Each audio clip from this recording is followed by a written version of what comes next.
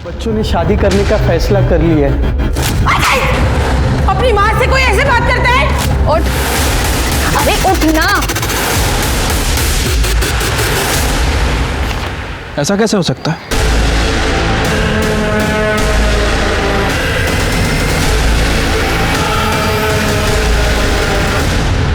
नमस्कार, आदाब। Crime petrol सतर्क 30 दिन 30 यूनिक केसेस की श्रृंखला में मैं अनूप सोनी आप सबका स्वागत करता हूं। क्राइम पेट्रोल के जरिए हमेशा हमारी यही कोशिश रही है कि हम समाज के हर वर्ग, हर तबके, हर उस इंसान की कहानी आप तक पहुंचाएं जिसके साथ अन्याय हुआ हो या फिर जो किसी भी तरह के क्राइम का विक्टिम बना हो। आज के इस केस को चुना है हमारे क्राइम एक्सपर्ट शम्स ताहिर खान ने, और क्यों चुना है आइए उन्हीं से जानते हैं। नमस्कार, आदाब, सत श्री अकाल। मैं शम्स ताहिर खान क्राइम पेट्रोल सतर्क के जरिए इस पूरे महीने लेकर आ रहा हूँ कुछ ऐसी अनसुनी कहानियां जो मुझे लगता है आपको देखनी चाहिए। कहते हैं ऊपर वाला यानी भगवान, अल्लाह या गॉड किसी के साथ भेदभाव नहीं करता, पर इंसान करता है। हिंदू मुस्लिम, अमीर गरीब, छोटा बड़ा, गोरा काला, यहाँ तक कि मर्द औरत, इंसानों ने भेदभाव के न जाने कितने पैमाने बना रखे हैं। देश, समाज, घर तक में भेदभाव होता है और इन्हीं भेदभाव की घुटन के बीच जुर्म जन्म लेता है जो हमारे समाज के दोहरे चेहरे को उजागर करता है।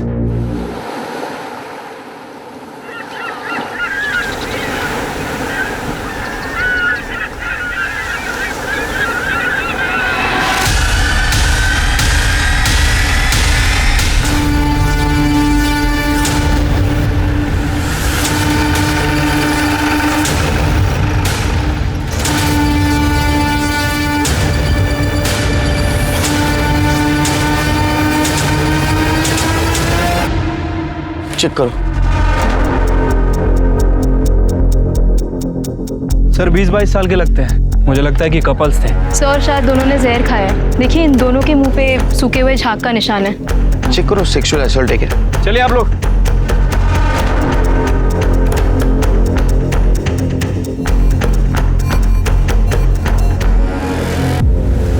सर अंडरगारमेंट और प्राइवेट बॉडी पार्ट्स चेक किए।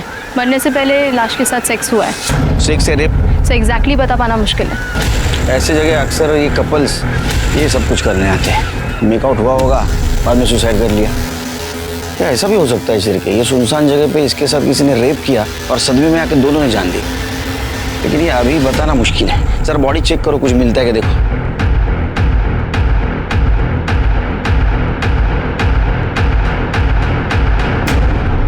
सर ये 2 बॉटल्स मिली हैं। लगता है इसी बॉटल में जहर था सर। लेबल भी नहीं है इसके ऊपर ना। अरे सर आप ठीक है? हाँ ठीक है, ठीक है। और कितना स्ट्रॉन्ग है सर। 2 दिन से आपकी तबीयत खराब है सर, एक बार ब्लड टेस्ट करवा लेते हैं ना। नहीं, पहले ये इंपॉर्टेंट है, बाद में देखते ब्लड टेस्ट का। सर मैं काम करता हूँ, लैब टेक्नीशियन को बुलाता हूँ पुलिस स्टेशन, वही चेक कर लेगा। अरे तुम्हारे भाभी जैसा क्यों कर रहे हैं? पीछे क्यों पड़े मेरे? सर हमने पूरा एरिया चेक किया, फोन, आइडिया, पर्स, ऐसा कुछ भी नहीं मिला जिससे इन दोनों की पहचान हो सके। हो सकता है इनके घर वाले इनके रिश्ते से खुश नहीं थे, इसलिए इन्होंने सुसाइड किया। ये फिर इन्होंने इनकी आईडी क्यों छुपाई? तो इस लड़की की शक्ल देखकर लग रहा है कि मैंने इस लड़की को कहीं देखा है, लेकिन कहाँ देखा है कुछ याद नहीं आ रहा। सिर्फ बॉडी को पोस्टमार्टम के लिए भेज दो और फिंगरप्रिंट एनालिसिस के पास बोतल भेज देना और फॉरेंसिक टीम से पता करो उसमें कौन सा लिक्विड था, क्योंकि जब तक वो रिपोर्ट नहीं आएगी ये बताना बहुत मुश्किल है ये सुसाइड है या रेप।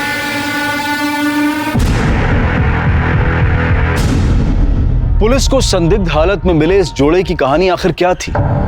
पीएसआई को ऐसा क्यों लग रहा था कि चेहरा देखा हुआ है? क्या वो वाकई से व्यक्तिगत तौर पर जानता था या फिर ये कोई मशहूर चेहरा था, कोई जानी मानी शक्ल थी? पुलिस पूरी ईमानदारी के साथ इस केस को हल करने में जुट गई, बिना इस आभास के कि इस केस का सच कितना खतरनाक साबित होने वाला था। समंदर किनारे मुर्दा पाए गए इस जोड़े की शिनाख्त फिलहाल पुलिस नहीं कर पाई है। हालांकि शुरुआती जांच के बाद ऐसा लगता है कि मामला खुदकुशी का है, लेकिन खुद क्राइम सीन ये सवाल खड़े कर रहा है कि क्या वाकई ये खुदकुशी है, क्योंकि खुदकुशी करने वाला शख्स अमूमन अपनी शिनाख्त नहीं छुपाता, बल्कि मरने से पहले वो मरने की वजह लिख कर मरता है। तो क्या इस लड़का और लड़की की मोबाइल, पर्स और आईडी कार्ड कोई चोर ले उड़ा? क्या ये मामला खुदकुशी का है या फिर सोची समझी हत्या है? सर डीएनए की प्राइमरी रिपोर्ट से पता चला है कि लड़की की बॉडी में जो सीमेन मिला था उस लड़के का ही है। उसके बाद दोनों के बीच फिजिकल रिलेशन बना और दोनों ने जहर खा लिया। इसका मतलब हमारा अंदाज सही निकला, सुसाइड केस है।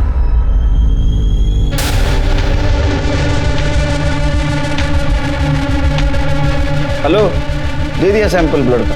अभी खुश चिरके। सर याद आ गया उस लड़की को कहाँ देखा मैंने। सर ये देखिए, इस लड़की को मैंने एड फिल्म में देखा था। मैंने अपनी बेटी को मजबूर बनने की नहीं बल्कि कामयाब बनने की सीख दी है। उसे पढ़ाया लिखाया ताकि वो जो चाहे वो बन सके। आज मेरी बेटी डॉक्टर बन चुकी है। इसलिए आप भी अपनी बच्चियों को पढ़ाइए लिखाइए, उनका भविष्य उज्जवल बनाइए। सर कब से सोच रहा था इस लड़की को कहाँ देखा। अभी वो ब्लड सैंपल ले रहा था तब मुझे याद आया। चिरके, आपकी मेमोरी बहुत शार्प है। लड़की तो वही है। अबे किन्नर कौन है पता करो और उसे बुलाओ इस लड़की की पहचान के लिए। ठीक है सर।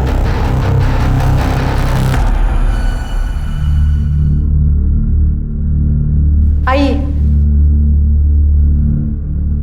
मैडम नमस्ते, मैं चंपा शिंदे। आप मेरे को इधर काहे को बुलाई? आप शिल्पा शिंदे को जानती हैं? हाँ, मेरी बच्ची है, वो 2 दिन से गायब है। मैं पुलिस स्टेशन में रिपोर्ट भी लिखाई। आइए दिखाइए। शिल्पा मेरी बच्ची। मैडम कैसे हुआ ये सब? कौन मारा इसे? अभी कुछ कह नहीं सकते। शिल्पा के साथ जिस लड़के की बॉडी मिली है, इन दोनों ने जहर खा के आत्महत्या की है। मेरी बेटी जहर नहीं खा सकती, वो कभी भी आत्महत्या नहीं कर सकती। दूसरी बॉडी दिखाइए।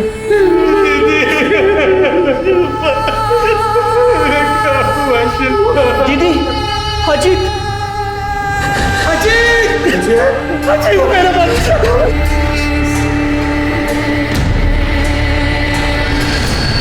साहब, मेरी बेटी शिल्पा ने आत्महत्या नहीं की है, उसे मारा गया है, मर्डर हुआ है उसका। देखो, उसने जहर खाया था और बाकी सब रिपोर्ट में नहीं साहब, उसे खिलाया गया है।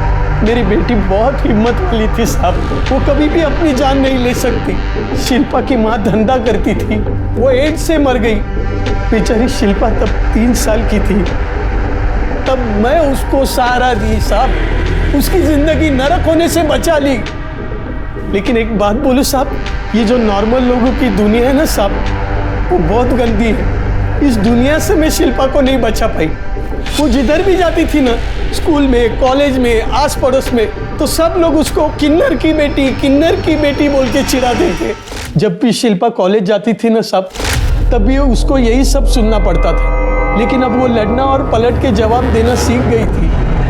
अच्छा शिल्पा, तेरी तो वो बात सच हो गई यार कि मेरी माँ भी एक है, मेरा बाप भी एक है। हो गया तुम लोगों का। लेकिन एक बात बता दूं, मुझे मेरे पेरेंट्स पे बहुत गर्व है। बताऊं क्यों? क्योंकि उसने मुझे तमीज सिखाई, इंसान को इंसान समझना सिखाया, दूसरों की इज्जत करना सिखाया। वो सब सिखाया जो तुम दोनों के माँ बाप भी तुमको नहीं सिखा पाए। इसलिए तू अपने घटिया बिहेवियर से यहाँ पर इतनी देर से नमूना पेश कर रहा है। उठ, अरे उठना। और एक दिन उसे उसके सपनों का राजकुमार मिल गया, उसी के कॉलेज में, अजीत देशमुख।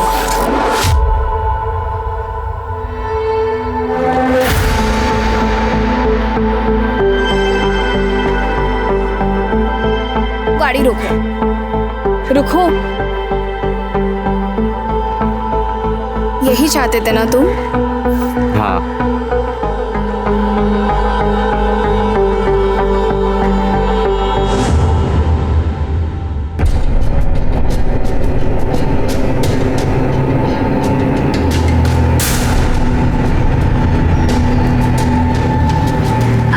कौन था वो लड़का?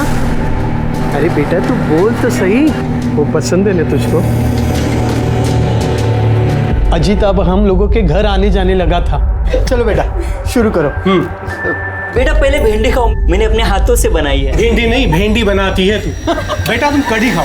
अरे नहीं नहीं, मैंने ले बेटा खाओ। अरे तुम दोनों उसे खाने भी दोगी या झगड़ा ही करती रहोगी? बेटा तुम खाओ। सभी बहुत प्यार करते थे उसे, फरिश्ता बोलते थे। क्योंकि किन्नर की बेटी का हाथ थामने की हिम्मत दिखाई थी उसने। इस रिश्ते से सभी खुश थे सिवाय अजीत के परिवार को छोड़ के।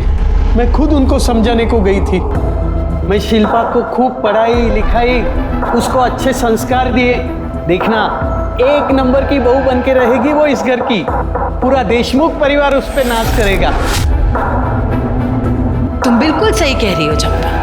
तुम्हारी बेटी हमारे घर की बहू बनेगी तो हम भी तो रातों रात फ्रंट पेज की न्यूज में आ जाएंगे, रातों रात फेमस हो जाएंगे, लोग हम पे चुटकुले कसेंगे। और जब उनके बच्चे होंगे ना तो तुम ताली पीटने और नाचने गाने आ जाना। सच में बहुत गर्व होना चाहिए हमें ऐसी बहू पर। देखिए, मैं तो भले की बात कर रही थी, बाकी आप लोग जो सही समझे वही कीजिए। लेकिन बच्चों ने शादी करने का फैसला कर लिया है, अब उन्हें कोई नहीं रोक सकता, न आप न मैं। साहब, पक्का तो नहीं कह सकती कि ये सब देशमुख परिवार ने किया है। हाँ, लेकिन इतना पक्का कह सकती हूँ कि अजीत और शिल्पा ने आत्महत्या नहीं की। उन दोनों को मारा गया है साहब। उन दोनों के कातिलों को पकड़िए साहब, उसमें मेहरबानी करिए साहब, उन दोनों के कातिलों को पकड़िए।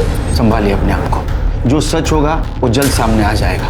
शिरके, चलो अजीत के इज्जतदार परिवार से मिलके आते हैं, देखते हैं उनका क्या कहना है। इसमें कहना क्या है इंस्पेक्टर साहब? आप ही बताइए, कौन एक किन्नर की बेटी को अपने घर की बहू बनाना चाहेगा?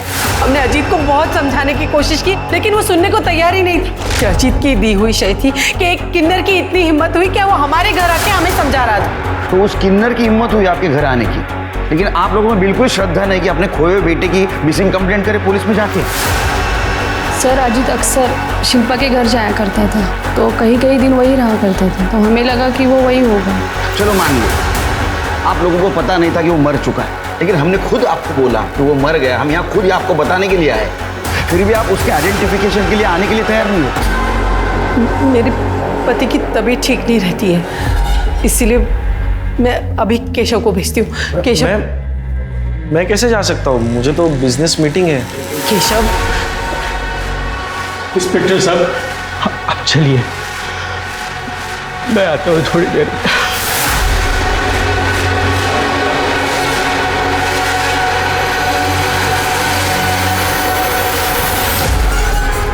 सिर के काम करो, इन सब के मोबाइल नंबर ले लो और पता करो मर्डर के दिन क्राइम सीन पे कोई था क्या। ठीक है सर। जिसने हिंदुस्तान की हजारों लाखों माओं को एक सीख दी कि बेटी को बोझ नहीं मानते, उसे पढ़ाना लिखाना चाहिए, लेकिन वो आज खुद टूटकर पूरी तरह बिखर चुकी है। उसकी बेटी शिल्पा की संदिग्ध मौत ने उसे पूरी तरह झकझोर दिया है। सर, चंपा का ये कहना है कि शिल्पा और अजीत ने आत्महत्या नहीं की बल्कि उसका मर्डर हुआ है। इस बारे में आप क्या कहना चाहते हैं? कुछ बता नहीं सकते, तहकीकात जारी है। Sir, one more question sir. क्या चल रहा है? हाँ? हमें हमारा काम ही करने दो, आप जाइए घर पे। साहब, मैं नहीं बुलाई ये लोग को, हम लोग तो घर पे ही जा रहे थे। ये लोग कहाँ से आगे पता नहीं हमको। आई, घर चलना। जब से शिल्पा गायब हुई है तब से तूने कुछ खाया भी नहीं। ये कौन है? ये सूरज है, मेरी चाय का बाकड़ा संभालता है, मेरा बच्चा है वो। लेके जाओ इनको घर पे। जाओ तुम लोग भी जाओ, कुछ रहेगा तो बताएंगे हम। जाओ। सर, अजीत के पिता यशवंत देशमुख आए थे। उन्होंने ये बात कंफर्म की है कि शिल्पा के डेड बॉडी के साथ जिस लड़की की डेड बॉडी मिली है वो अजीत देशमुख की है। इतना अजीब परिवार मैंने आज तक नहीं देखा सर। जवान बेटे की मौत हो गई, लेकिन परिवार के किसी भी सदस्य के चेहरे पर सिकन तक नहीं आई सर। यहाँ तक कि अपने बेटे की बॉडी तक देखने नहीं आए। अरे वो किन्नर के बेटी के साथ शादी करने वाला था ना, हो सकता है इस वजह से पूरा परिवार उससे नाराज हो। सर, अजीत और शिल्पा की मर्डर की वजह भी हो सकती है ये। हाँ, लेकिन मर्डर हुआ तो हाँ, अभी तक तो सुसाइड लग रहा है। वो अजीत के कॉल रिकॉर्ड्स में कुछ मिला? सर, वैसे तो कुछ खास नहीं मिला है। हालांकि उन दोनों के फ़ोन तभी स्विच ऑफ हुए थे जब उन दोनों का मर्डर हुआ। फ़ोन रिकॉर्ड को मैंने अच्छे से चेक किया है, कुछ सस्पिशियस नहीं मिला है। वो दोनों एक दूसरे से ही बात करते थे। और फिंगरप्रिंट और फॉरेंसिक रिपोर्ट का क्या हुआ? सर, फिलहाल ये दोनों रिपोर्ट नहीं आई है। शिल्पा बहुत सही लड़की थी मैडम, उसका किसी के साथ कोई पंगा नहीं था, हमेशा खुश रहती थी और लोगों को भी हमेशा खुशी रखती थी। और तू, तेरे साथ कैसी थी? मैडम, आप चाय पियेंगी? विलास, 2 चाय। उसकी कोई ज़रूरत नहीं है, पहले बता तेरे साथ कैसी थी? मेरे साथ भी अच्छी थी मैडम, सब बात बोलती थी मेरे को। उसे फोटो खिंचाने का बहुत शौक था। हमेशा मेरे को फोटो निकालने के लिए बोलती थी। ये देखो ना मैडम, उसकी फोटो, ये जब उसने पहली बार साड़ी पहनी।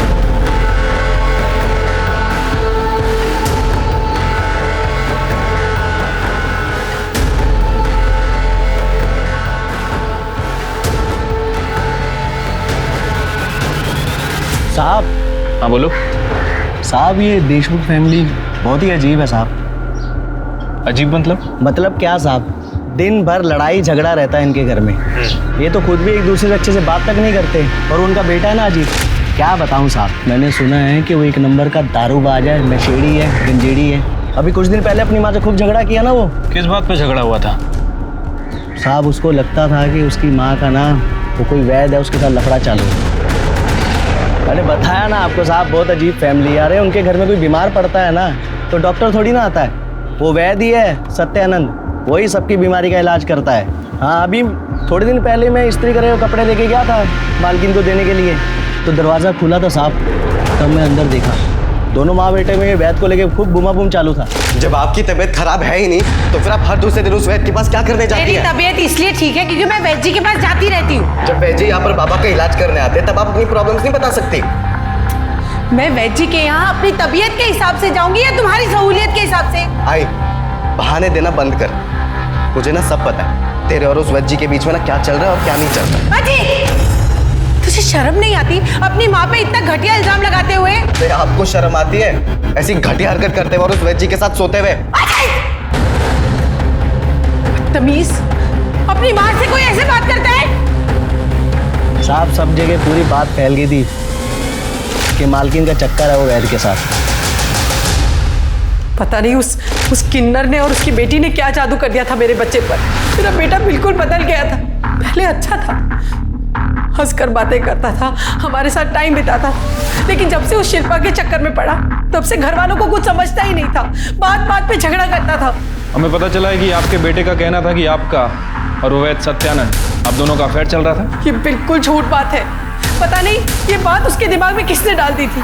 मैंने उससे 1000 बार पूछने की कोशिश की लेकिन इस बात का कभी जवाब नहीं दिया उसने। और वो सत्यानंद जी, वो तो देव मानुस है, उनके बारे में तो ऐसा सोचना भी पाप। मैं आपको बता नहीं सकती कितनी तकलीफ होती थी अपने बेटे के मुंह से अपने बारे में ऐसी बातें सुनकर।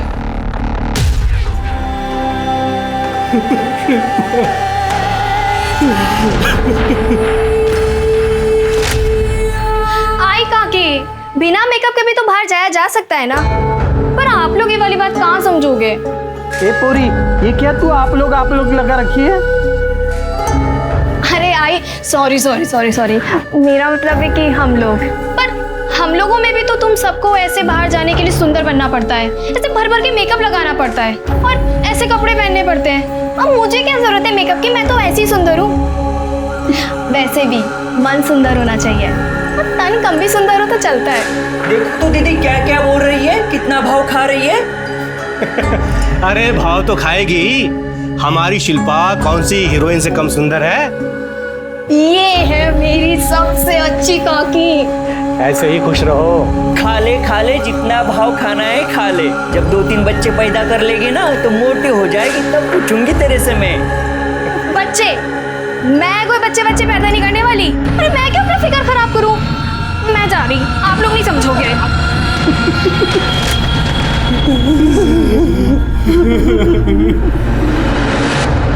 दामिनी, अगर अजीत के घर वाले और उस धोबी की माने तो अजीत एक नंबर का अय्याश लड़का था। शराब पीता था, ड्रग्स लेता था, अपनी माँ के चरित्र पर ही शक करता था। जबकि चंपा और बाकी लोगों की माने तो अजीत एक नंबर का परफेक्ट लड़का था। समझ नहीं आ रहा आखिर इस अजीत की सच्चाई क्या है। सो ये भी तो हो सकता है कि इन लोगों में से कोई अजीत के बारे में झूठ बोल रहा हो। मैडम, ये पीएम रिपोर्ट। सर, इस डिटेल पोस्टमार्टम रिपोर्ट से ये बात कंफर्म हो रही है कि शिल्पा के साथ मर्डर से पहले रेप हुआ है।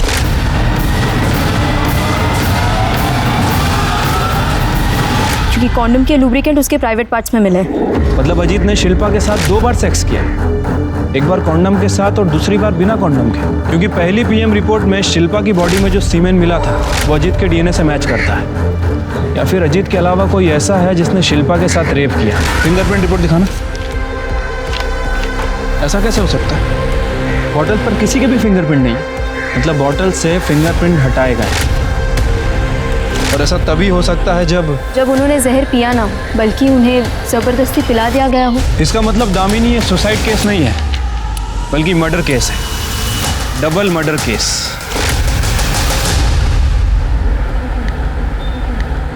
अरे आप लोग क्या समझेंगे कि एक माँ का कलेजा कैसे फटता है जब उसकी जवान बेटी को कोई मार डालता है। मुझे मालूम था मुझसे और मेरी बेटी से कई लोग जलते हैं। आज उन सब लोगों के कलेजे में ठंडक पड़ गई होगी। सर आप तो सिक लीव पे थे ना, रेस्ट चल रहा था आपका। काय का रेस, डबल मर्डर केस, टेंशन का काम। चलो बंद करो ये। कटे बंद करो।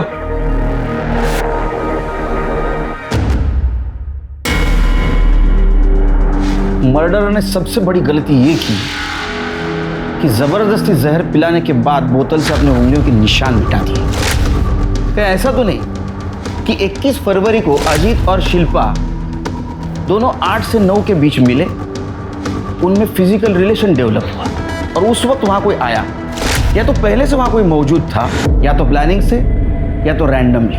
और अगर रैंडमली वहां कोई आया है तो उसके बाद जहर की बोतल कैसे आई? इसका मतलब जो आया वो प्लानिंग से आया। और अजीत के बारे में हमारे पास दोनों तरफ की इंफॉर्मेशन क्यों आई? झूठ कौन बोल रहा है और किस लिए? क्या ऐसा तो नहीं कि इस बात का इस मर्डर से कोई कनेक्शन हो? सर यही बात तो हम दोनों के भी समझ में नहीं आ रही कि एक ही आदमी की दो छवि, एक ब्लैक और एक वाइट। या फिर ऐसा भी हो सकता है कि चंपा ने यह मर्डर किया, लेकिन अभी हमें दिखाने की कोशिश कर रही है अजीत बहुत अच्छा था, उसे हमें पसंद करती थी। या फिर अजीत वैसा ही था जैसा उसके घर वाले बताते। सर अगर ऐसा है तो फिर शिल्पा के साथ रेप और मर्डर क्यों हुआ? और अगर वाकई ऐसा है तो इस मर्डर में देशमुख फैमिली भी इन्वॉल्व है। पर सर देशमुख फैमिली अपने ही बेटे का मर्डर क्यों करवाएगी? वो सिर्फ शिल्पा का मर्डर करके छोड़ सकते थे। जरूरी नहीं दामिनी, क्योंकि सुहासिनी और बाकी लोगों के बयान के मुताबिक अजीत से वो सब परेशान थे। ऐसा भी तो हो सकता है कि दोनों कांटे एक साथ निकाले हो, या ऐसा भी हो सकता है कि एक तरफा प्यार का मामला हो सकता है सर। चंपा का मुंह बोला बेटा सूरज, मैंने उससे पूछताछ की थी। जिस तरह से वो शिल्पा के बारे में बात कर रहा था, उसके फोन में अपनी फोटोज नहीं शिल्पा की फोटोज थी। उसके बात करने के तरीके से तो यही लग रहा था कि उसे शिल्पा पसंद थी। तो तुम्हारा कहना ऐसा है कि वो साइलेंट लवर सूरज, उसके पास मर्डर का मोटिव था? Yes sir. हो सकता है शिल्पा से बदला लेने के लिए उसने उसका रेप किया। उसके बारे में इंफॉर्मेशन निकालो, आगे पीछे कौन है जरा पता करो, और मर्डर के दिन वो कहाँ था ये भी पता करो। Yes sir. दामिनी 4 चम्मच शक्कर वाली चाय बोलना। अरे सर आपका शुगर वैसे ही थी। चुप बैठ, मुझे कुछ नहीं हुआ। जब तक मैं शक्कर वाली चाय पीता नहीं मेरा दिमाग नहीं चलता है, समझा ना? 4 चम्मच शक्कर वाली चाय।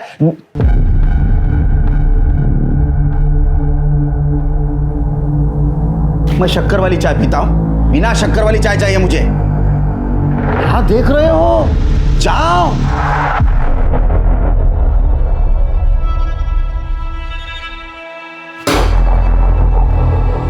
करेले का जूस तुम्हारे लिए, और शिरके ये आज ही खत्म होना चाहिए। हो वही नहीं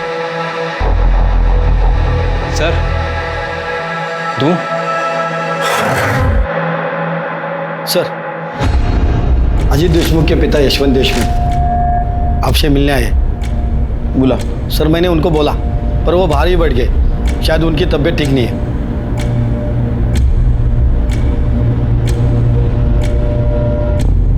कैसे हैं आप? इंस्पेक्टर साहब, मैं पूछने आया हूँ मेरे अजीत को किसने मारा? हम पता लगाने की कोशिश कर रहे हैं, जल्दी पता चल जाए। जल्दी पता लगाइए। मैं जानना चाहता हूँ मेरे इतने शरीफ बेटे को किसने मारा और क्यों? शरीफ, आप लोगों का ये तो कहना था कि वो अय्याश था। उसे कोई बुरी आदत नहीं थी, ईमानदार था, नेक था, सबकी इज्जत, सबकी इज्जत। हॉस्पिटल संभालो। मेरी बेटी का कातिल चैन से नहीं जी पाएगा, नहीं जी पाएगा वो शिल्पा। एकदम हीरोइन लग रही है तू, किसी की नजर न लगे मेरे बेटी को। सही कहा आपने, शिल्पा के पास फेस के साथ साथ एक्टिंग का टैलेंट भी है। अगर ये चाहे तो इंडस्ट्री पे राज कर सकती है। अरे नहीं रे बाबा नहीं, हम लोग को जाने का ही नहीं उधर। सब भेड़िए तुम लोग के धंधे में, मेरे को सब मालूम है। आज मेरी बेटी डॉक्टर बन चुकी है, इसलिए आप भी अपनी बच्चियों को पढ़ाइए लिखाइए, उनका भविष्य उज्जवल बनाइए। जब उनका भविष्य उज्जवल बनेगा तो वो आगे बढ़ेगी और साथ साथ हमारा देश भी आगे बढ़ेगा।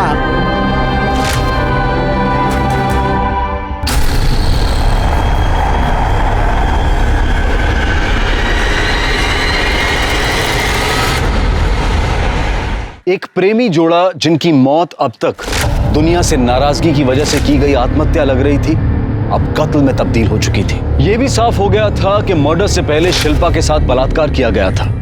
पुलिस के पास सस्पेक्ट तो कई थे, लेकिन सबूत किसी के भी खिलाफ नहीं था। मीडिया भी इस पर अपनी नजर बनाए हुए था और तभी यशवंत को हॉस्पिटल भेजने से पुलिस को एक उम्मीद मिली। यशवंत की ब्लड रिपोर्ट में एक ऐसा सच सामने आया जिससे यह पता चला कि उसे किसी ऐसी जड़ी बूटी का सेवन करवाया जा रहा था जो धीमे जहर की तरह काम कर रही थी, जिसकी वजह से वो कमजोर था, बीमार था और मौत की तरफ बढ़ रहा था। इस जड़ी बूटी की इतनी गहरी जानकारी सिर्फ एक इंसान को हो सकती थी और वो था देशमुख परिवार का वैद्य सत्यानंद। बताओ वैद्य बुआ बताओ। सर वो दवा के नाम पे जो जड़ी बूटी मैं यशवंत को देता हूँ वो धीरे धीरे जहर का काम करती है और उसी की वजह से यशवंत बीमार रहता है। पर लेकिन ऐसी जड़ी बूटी क्यों देता था उसको? सर वो मैं अरे मैं क्या बोल। देख पढ़े लिखे इंसान पे मैं हाथ नहीं उठा था, लेकिन ये शिरके ये किसी के ऊपर भी हाथ उठा सकता है और उसने हाथ उठाया ना तो कितना भी जख्म होने दे कोई मरहम काम नहीं आएगा। बोलेगा शिरके तू बोल। नहीं सर सब बताता हूँ मैं। बोल। मेरा और सुहासिनी का अफेयर चल रहा है, तो हमने तय कर लिया कि हम यशवंत को कमजोर बना देंगे, धीरे धीरे जहर देकर मार देंगे ताकि हमारा रिश्ता बना रहे और हमारे ऊपर कोई शक ना करे। का म्हातार चढ़ लागला कि तुला? मतलब ये अफवाह नहीं थी, ये सच था कि तुम्हारा अफेयर चल रहा है और ये बात अजीत को पता चली। सर एक दिन मैं और सुहासिनी घर पे थे और घर में कोई नहीं था तो आई वो मेरा बैग।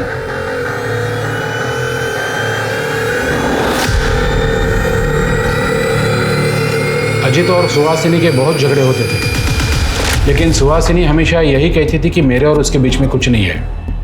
झूठी बातें फैलाकर वो। अच्छा तो अजीत को अय्याश साबित करके तुम्हारा फायदा नहीं हुआ, इसलिए यशवंत की तरह उसको भी तूने जहर दे दिया। सिर्फ माइल्ड नहीं स्ट्रांग जहर दिया, जिसकी वजह से उसकी मौत हो गई। इतना ही नहीं तो तुम लोगों ने शिल्पा को भी जहर दे दिया, वो मर गई, वो बोतल वहीं छोड़ दी ताकि सब लोगों को लगे इन दोनों ने सुसाइड कर लिया। नहीं सर मैंने ऐसा कुछ नहीं किया। फिर किसने मारा? सुहासिनी ने? नहीं सर वो तो मुझे पता नहीं है। शिरके यशवंत को जहर देने के जुर्म में इसको अंदर डालो और उस सुहासिनी को मिलो। देखो क्या नई कहानी सुनाती है। जी कितना घटिया इल्जाम लगा रहे हैं आप मुझ पर। वो वैद झूठ बोल रहा है, मैं उसके साथ अफेयर क्यों करूंगी? उसकी हिम्मत कैसे हुई मुझ पर इतना घटिया इल्जाम लगाने की? झूठ वैद नहीं, झूठ सुहासिनी बोल रही है, क्योंकि उसको पता है अब अजीत उससे जवाब नहीं मांगेगा और वैद को भी झूठा साबित करेगी। इस मर्डर में वैद ने उसकी मदद नहीं की तो किसी ने तो की होगी और उसकी फीस भी उसे देनी पड़ी होगी। एक काम करो, उसका अकाउंट चेक करो और देखो 21 फरवरी से पहले उसके अकाउंट से कुछ पैसे निकाले गए क्या।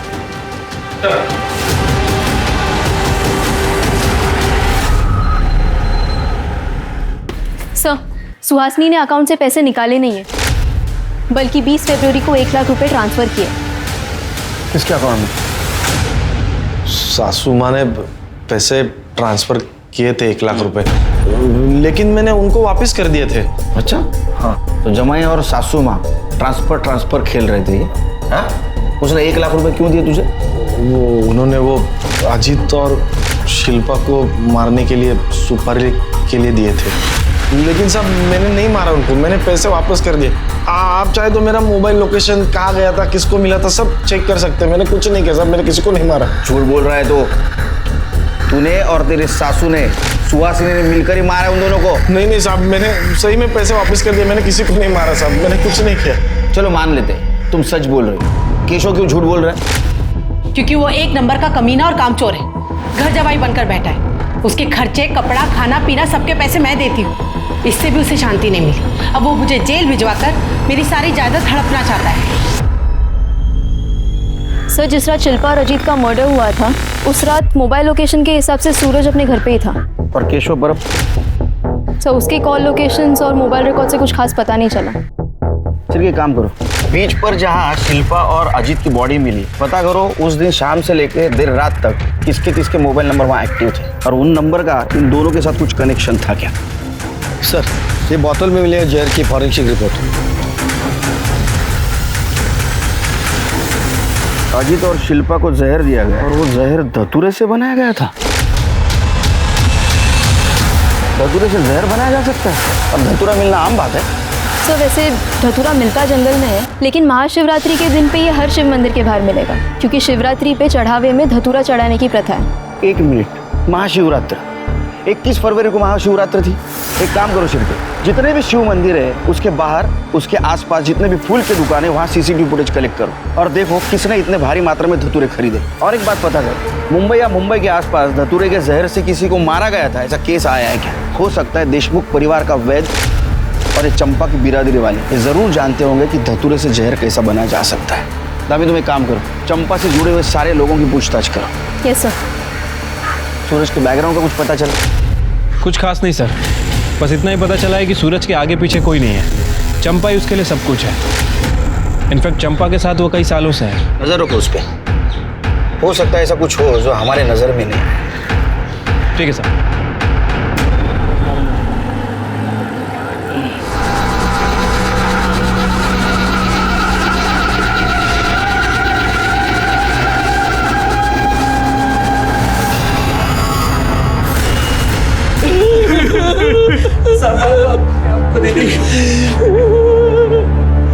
मार डाला, मेरे दोनों बच्चों को मार डाला।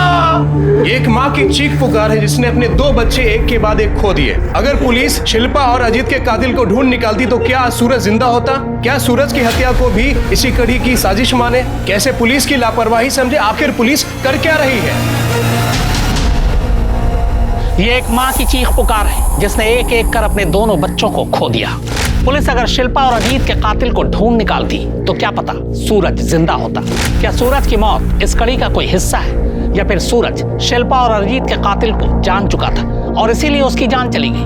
पुलिस की नजर में सूरज इस मर्डर में सस्पेक्ट था, फिर उसकी मौत पुलिस की कार्रवाई पर भी सवाल या निशान लगाती है कि आखिर पुलिस कर क्या रही है। पुलिस ये सोचकर हैरान थी कि क्या चंपा की बिरादरी में भी कोई ऐसा था जो इस रिश्ते के खिलाफ था। इस जानकारी को हासिल करने के लिए पुलिस ने खबरियों का जाल बिछाया, और जो खबर सामने आई वो हैरान कर देने वाली थी। ठीक से बैठो।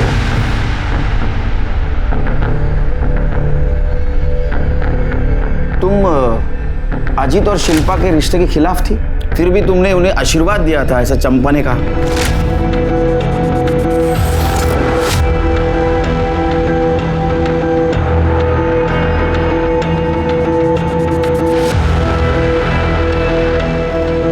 इसे हमारा आशीर्वाद समझ के पी जाओ। हमारी दुआओं से तुम फर्श से अर्श तक पहुंच जाओगे, जीवन में बहुत तरक्की करोगे, बहुत बड़ा नाम होगा तुम्हारा, और हमारी बिरादरी तुम्हारे साथ होगी। लो, पी लो।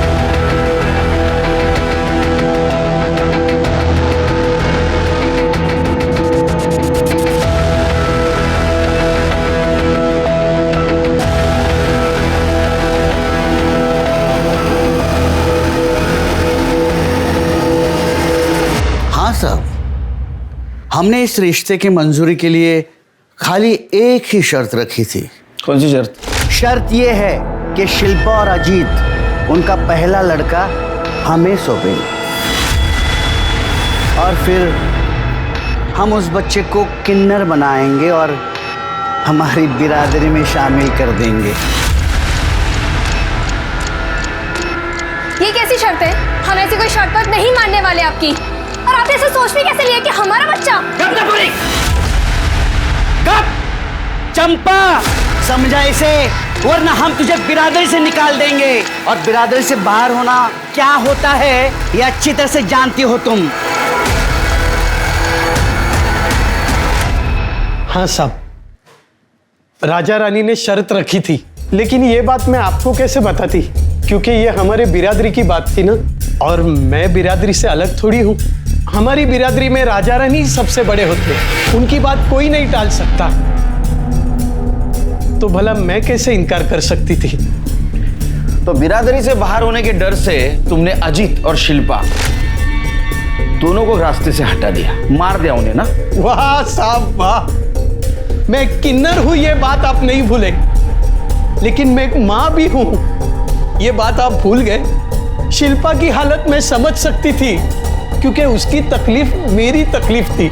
मैं सिर्फ उसकी सुरक्षा और भविष्य के लिए उसे मनाना चाहती थी, लेकिन ये हो न सका साहब। मेरे मनाने से पहले ही मेरी बच्ची मुझसे दूर चली गई साहब, मुझसे दूर चली गई। खाली चंपा दीदी ही नहीं, हम सब भी शिल्पा को समझाने की बहुत कोशिश कर रहे थे, क्योंकि वो हम सब की बेटी थी। पर चंपा के बार बार एक ही बात बोलने से एक दिन शिल्पा चंपा पे सॉलिड भड़क गई साहब। शिल्पा, मैंने तुम्हें पाल पोस के इतना बड़ा किया, क्या तुम मेरे लिए इतना भी नहीं कर सकती बेटा? इसी दिन के लिए पाला था मुझे कि एक दिन अपनी किन्नरों की बिरादरी बढ़ाने के लिए मेरे बच्चे की बलि चढ़ाओगी। आई, तूने पाल पोस के बड़ा किया, लेकिन ये याद रख कि मेरे वजह से तुझे इतना नाम मिला। एक्ट फिल्म करती है ना, 36 जगह इंटरव्यू देती है जाके, तो उसी टीवी पे जाके बोलना कि अपनी बेटी का बच्चा छीनकर उसे किडनैप बनाना चाहती है। फिर देख क्या होता है तेरे नाम और तेरी शौहरत के साथ। सर, मैंने 21 फरवरी की सारी सीसीटीवी फुटेजेस चेक की है। सर ये देखिए, वर्तक नगर के शिव मंदिर के बाहर के सीसीटीवी फुटेज में क्या मिला।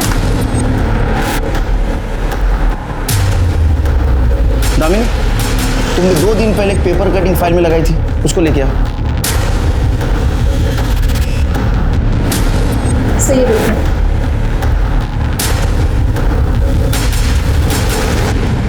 शिरके, देखो लग तो यही रहा है ना? हाँ सर, दिख तो यही रहा है, बट सिर्फ फुटेज के बेस पर साबित कैसे करेंगे? 21 फरवरी का इसका मोबाइल लोकेशन निकालो। फिंगरप्रिंट मिटाने के गलती के साथ साथ इसने और एक गलती की होगी, मोबाइल साथ में लेके जाने की। सर, पिछले साल चेंबूर में धतूरे की जहर की वजह से एक की मौत हुई थी, उस केस की ये फाइल। मरने वाले का नाम आशा था और वो किन्नर था, और उसके रूममेट को सस्पेक्ट बना के रखा था पुलिस वालों ने, लेकिन कुछ सबूत नहीं मिला तो उसको छोड़ दिया। मरने वाले के रूममेट का नाम देख रहे हो, बुलाओ उसे, उसका धतूरा हम बनाएंगे।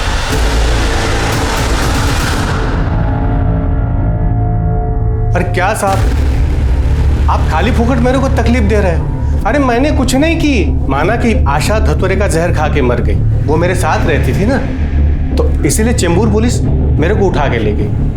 पर साहब मैंने कुछ नहीं की थी, इसलिए वो लोग मेरे को छोड़ दिए। मतलब कल को कोई धतूरे का बीज खा के मरेगा तो आप लोग मेरे को उठाओगे, मेरे को फंसाओगे। बहुत लॉजिकल बात कर रही है ये ना, लेकिन हमारे पास एक नहीं बहुत सारे सबूत हैं, वो भी लॉजिक के साथ। नंबर 1, वर्तक नगर में जो शिव मंदिर है उसके बाहर का सीसीटीवी फुटेज। चिरकी दिखाओ जरा।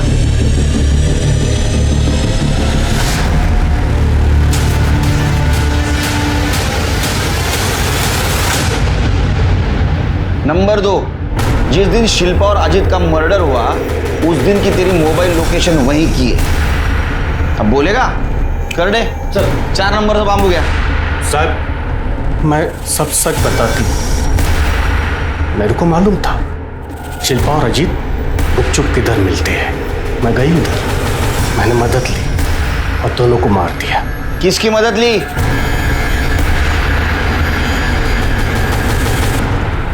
सर, दिन में धतूरे से जहर बनाने में मदद की और रात को पुष्पा दीदी के साथ समुंदर किनारे में गए। जब हम दोनों उधर गए तो दोनों लगे पड़े थे। शिल्पा चंपा को महान बनाई थी, इसीलिए शिल्पा को मैं अपनी आंखों से मरते देखना चाहती थी। दीदी अब सब्र नहीं हो पा रहा। चुप, रुक जा 2 मिनट।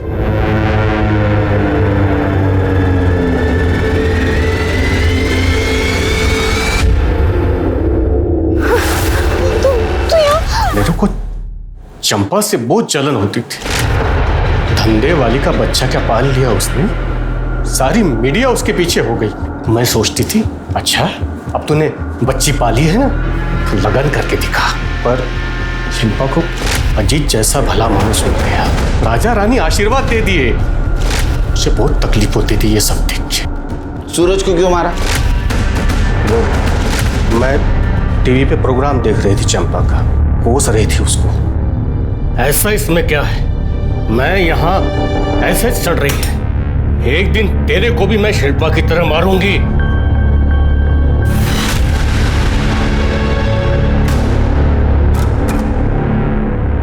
तू मारी ना मेरी शिल्पा को, तुझे छोड़ूंगा नहीं मैं, जान से मार दूंगा तुझे, जान से मार दूंगा मैं तुझे।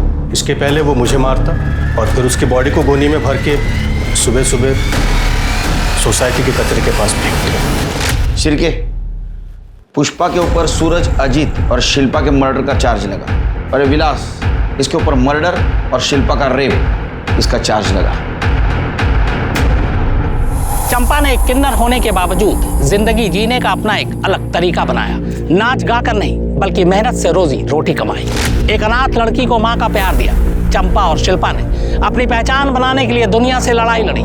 इस लड़ाई ने उन्हें शोहरत और नाम दोनों बख्शा, यहाँ तक कि लोगों को सोचने पर मजबूर कर दिया एक समुदाय की परेशानी के बारे में। मगर यही शोहरत उनकी दुश्मन बन बैठी। उसकी अपनी साथी पुष्पा ने उनकी जिंदगी उजाड़ दी। अगर नफरत को पालने की बजाय प्यार को जगह दें तो इंसानियत भी बची रहेगी और इंसान भी। देखते हैं हमारे आज के एपिसोड की दूसरी कहानी।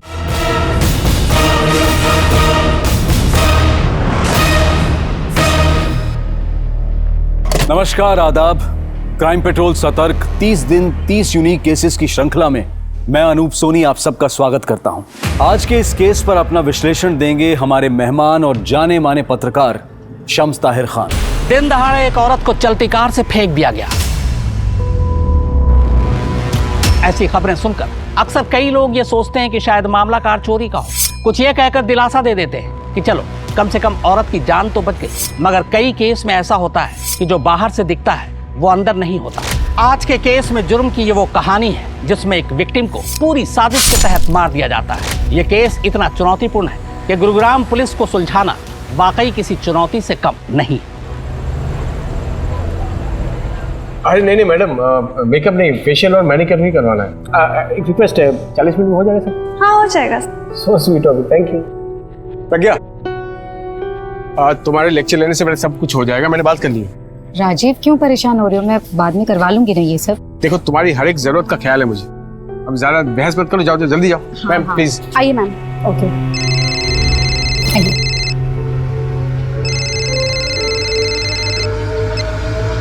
हेलो। वाह डॉक्टर, बीवी की इतनी परवाह और हमारी फिक्र तक नहीं। जरा हम भी तो देखें फेशियल होता कैसे है।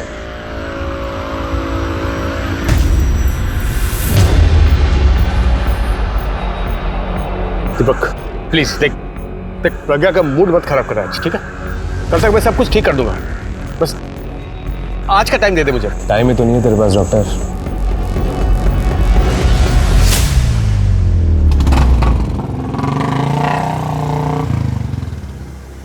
क्या क्या घूर रहा है बे? क्या दिख रहा है? सुट्टा देना यार। राजीव, सिगरेट? तुम सिगरेट तो टेंशन में होते तब पीते हो ना? हाँ तो टेंशन तो होगी ना, क्यों इतनी खूबसूरत तो दिख रही हो तुम। कुछ भी।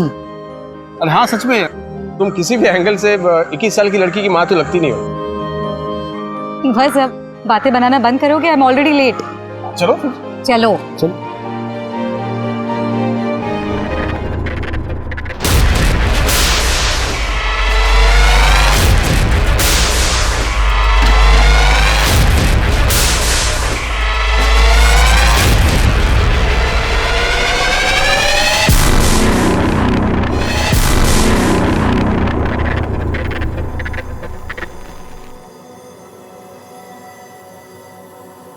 राजीव, हाँ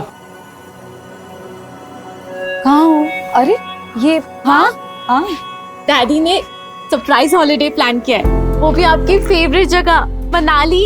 क्या? मनाली? राजीव, पॉसिबल नहीं हो पाएगा मेरे लिए मनाली का ट्रिप। एग्जाम्स लेने हैं कॉलेज में। हाँ, टिकट ऑलरेडी बुकड है डार्लिंग।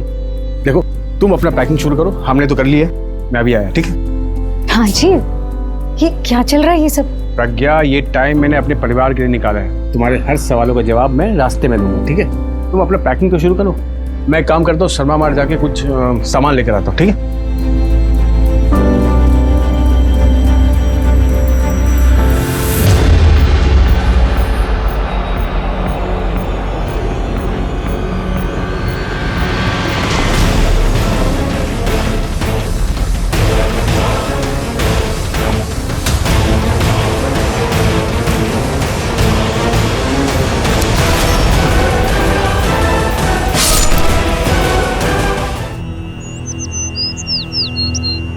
सर, मेरा नाम प्रज्ञा सैनी है।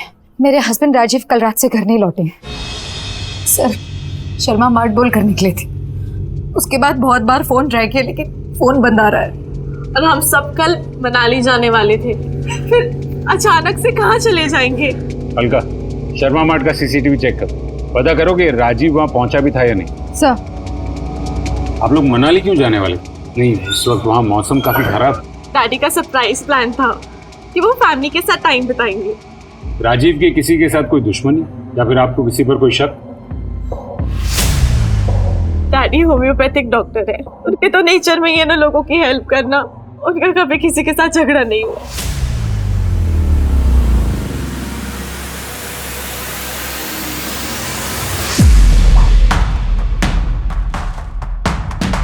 ये रहे डॉक्टर साहब, मैंने कहा था ना, सामान लिया और चले गए।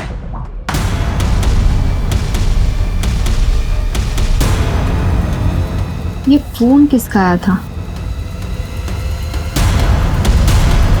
राजीव के कॉल रिकॉर्ड चेक किए, लास्ट फोन कैब एजेंसी से आया था। मतलब राजीव ने कहीं जाने के लिए खुद कैब बुक की थी। कैब एजेंसी से पता करो कि किस ड्राइवर ने राजीव को शर्मा मार्ट से पिक किया। सर,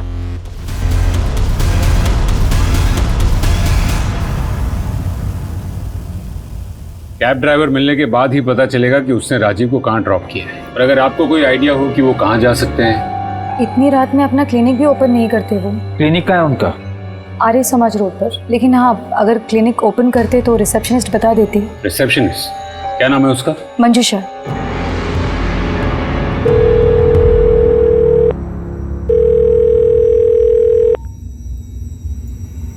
आज माँ तुम्हारे बारे में पुलिस को बताने वाली थी, मैंने रोक दिया। पर ज्यादा दिन नहीं रोक पाऊंगी। तुम्हारी भलाई इसमें कि तुम मुझसे बात करो।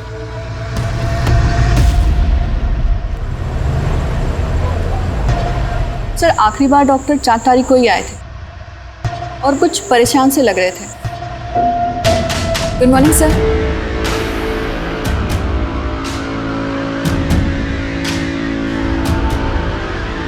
सर, बहुत देर तक गेट नहीं खोला तो मैं अंदर चली गई चेक करने, पर वहां पे डॉक्टर साहब तो कुछ और ही। सर, क्या है? बिना परमिशन के अंदर कैसे आ गए तुम? हाँ, गेट आउट। सर, बीवी और बेटी तो राजीव की अच्छाई का गुण गा रहे हैं और उनकी रिसेप्शन तो कुछ अलग ही कहानी बोल रही। 4 तारीख को राजीव की जिंदगी में ऐसा कुछ हुआ जिससे वो काफी डर चुका होगा। तो मनाली कोई हॉलिडे नहीं, अपने परिवार को शहर से बाहर ले जाने का एक बहाना था बस। और सर, प्रज्ञा ने कहा कि ब्यूटी पार्लर से आने के बाद से राजीव का मूड ऑफ है। 40 मिनट तक राजीव पार्लर के बाहर था।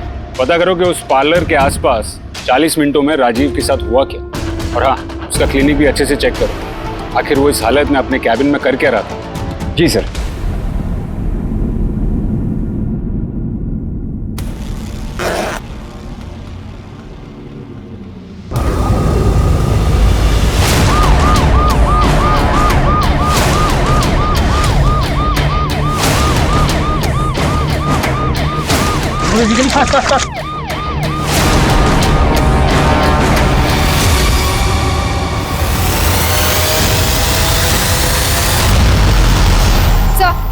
ये आईडी कार्ड मिला है, लास्ट राजीव सैनी की ही है।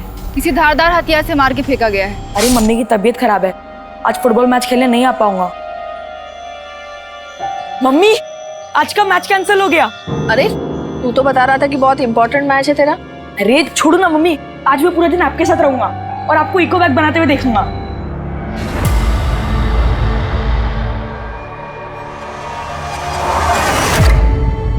राजीव, राजीव, राजीव,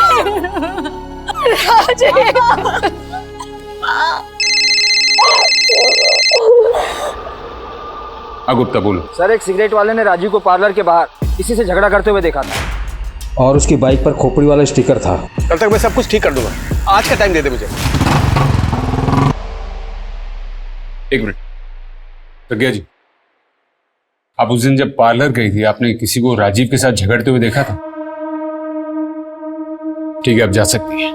गुप्ता, उस एरिया में ऐसी बाइक ढूंढो जिस पर ये खोपड़ी वाला स्टिकर था। सर, मैं एक ऐसे आदमी को जानती हूँ। कौन है वो? दीपक गुप्ता नाम है उसका, मेरी बेटी पल्लवी का पति। ये बेटी की शादी हो चुकी है, पर ये तो सर, दीपक का मन भर गया था पल्लवी से और पल्लवी से पीछा छुड़ाने की कोशिश करने लगा। पल्लवी ऐसा नहीं चाहती थी, इसलिए पल्लवी की खुशी के लिए राजीव दीपक को कन्विंस करने लगे, उसे बनाने की बहुत कोशिशें की, लेकिन दीपक बहुत साइको है, उसे में उसका खुद पर काबू नहीं रहता। किसी भी इंसान का अहंकार उसकी सबसे बड़ी कमजोरी होती है। अहंकार को जरा सी ठेस और इंसान जानवरों की तरह अपना आपा खो बैठता है, और एक बेकाबू जानवर कब, कैसे और कितनी गहरी चोट पहुंचा बैठे इसका अंदाजा लगाना बेहद मुश्किल है। अब तक की कहानी में विलेन और हीरो के बीच में अंतर कर पाना पुलिस के लिए एक बड़ी चुनौती थी, लेकिन पुलिस ने अपनी मुस्तैदी से डॉक्टर की जिंदगी के ऐसे कई पहलू खंगाल लिए थे जिसके बारे में उसके परिवार तक को पता नहीं था।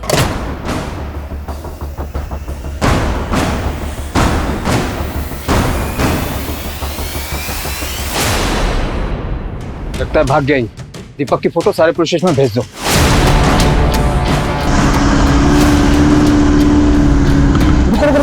पीछे लो।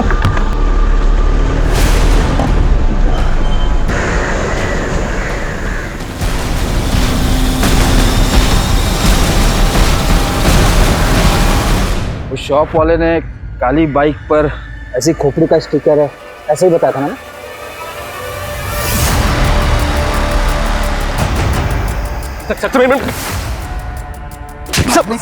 सब भाग नहीं रहा हूँ सर, मैं बाइक के पास आया सर, मेरी बाइक।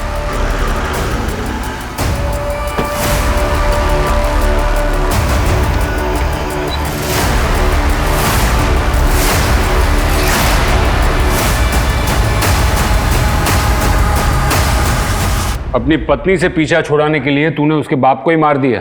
पल्लवी ने कहा ना आपसे, झूठी है सर एक नंबर की। जिस दिन राजीव की मौत हुई थी उस दिन तू झगड़ा करने गया था ना उसके साथ? सर झगड़ने नहीं, समझाने गया था कि पीछा छुटाओ मेरा अपनी बेटी से, तंग आ गया हूं।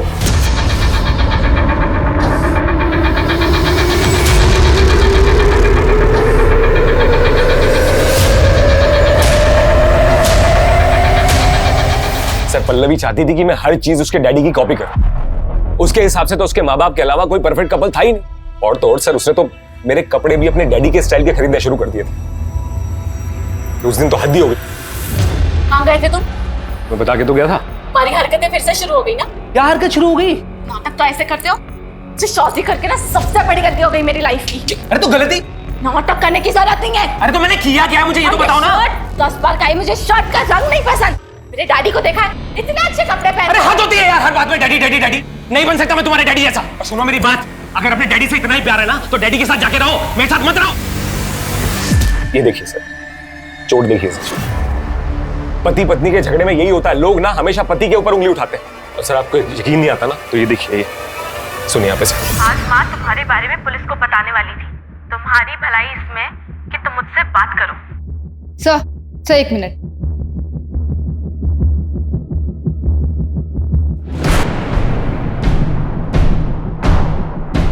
सर इसमें मगरमच्छ के दांत, गेंडे की सींग और सांप की खाल, और सर पता नहीं क्या क्या है। ये ऐसी चीजें रखना तो इलीगल है। लेकिन सर ये सारी चीजें उसने कहीं ना कहीं से तो खरीदी होगी। ऐसे इलीगल चीजें बेचने वाले खतरनाक ही होते।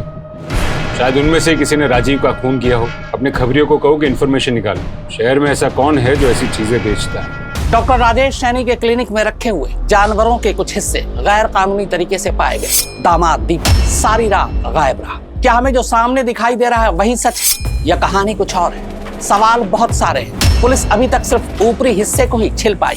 मुद्दे की तह तक पहुंचने के लिए बाकी हिस्सों को खरोचना अभी बाकी। What would you like? Coffee और टी? नहीं, ऐसे नहीं। ओए राजू, मैं कब से तुझे दुकान पे ढूंढ रहा हूँ और तू यहाँ घर पे बैठे अंग्रेजी की फाड़ रहा है। अरे काका ब्रो, यही अंग्रेजी ना किस्मत चमकाएगी। एक बार बस अंग्रेजी सीख गया ना, अमेरिका जाने से कोई नहीं रोक सकता। You wait and watch. ओए शेख चिल्ली, सपने छोड़, जाके तारे फिक्स कर। अभी से मेहनत करेगा ना तो 50-60 साल में आराम से पहुंच जाएगा। ए काका ब्रो, मेरे और अमेरिका के बीच कभी मत आना, अंडरस्टैंड? 4 लाख की बात है ना, कमा लूंगा। हिलना मत, घुस जाएगा।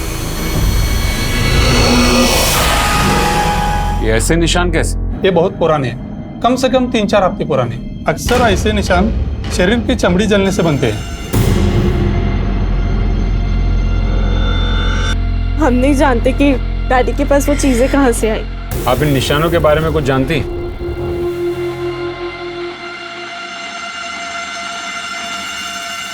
इन चीजों के बारे में मुझे कभी कुछ नहीं बताया। बताया तो बहुत कुछ नहीं था आप लोगों से। जैसे इस घर के बाहर राजीव की एक अलग दुनिया था। मैडम, आपका पार्सल। ले जाओ इसे वापस, नहीं चाहिए ये। अब जिसके लिए मंगवाया था ये इस दुनिया में नहीं रहे। डैडी के फोन में दिक्कत आने लगी थी और उनकी क्लिनिक भी अच्छे से नहीं चल रही थी, तो उन्होंने नया फोन ही नहीं खरीदा। माँ और मैंने डिसाइड किया था कि हम उनको नया फोन गिफ्ट करेंगे, पर हमें क्या पता था कि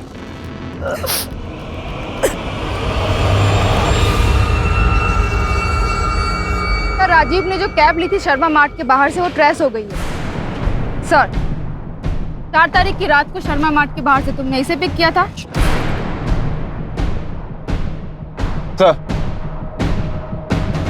सर राजीव का फोन अनलॉक हो गया है, इसमें ये 2 मैसेज मिले। इस दुनिया में तेरा जीने का टाइम खत्म होने वाला है।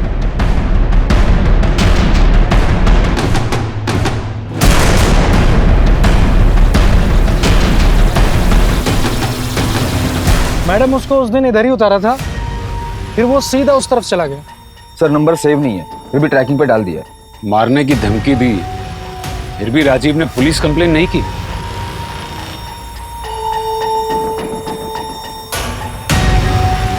इसको जानते हो? ये तो राजीव भाई है।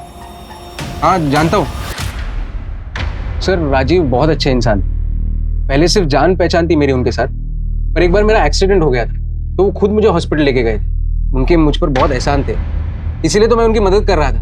कैसी मदद? सर उनको 4 कार चाहिए थे, इसलिए 4 तारीख को सारे डॉक्यूमेंट्स लेकर मेरे पास आए थे। कह रहे थे 6 महीने के लिए बाहर जा रहा हूँ, इसलिए सारी फॉर्मेलिटीज आज ही पूरी करनी होंगी। उसने तुमसे 6 महीने कहा? हाँ, मुझसे तो यही कहा। रॉनी, ये तुम्हारे लिए। क्या है मम्मी? फुटबॉल। सच्ची? ये तो मुझे कब से चाहिए था।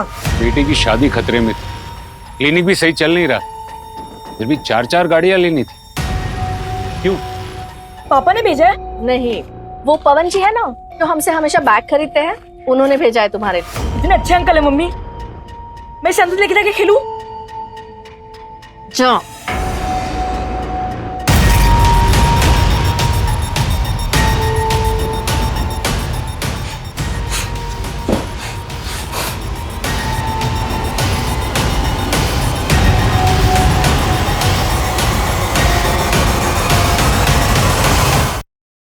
सर जिस नंबर से राजीव को धमकी वाला मैसेज मिला था, उस नंबर का लोकेशन ट्रेस हो गया है।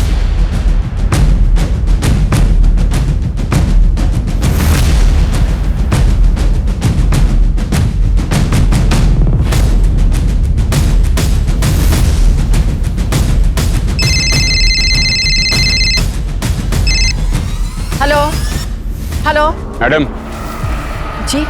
राजीव सैनी को जानती हैं आप? राजीव सैनी?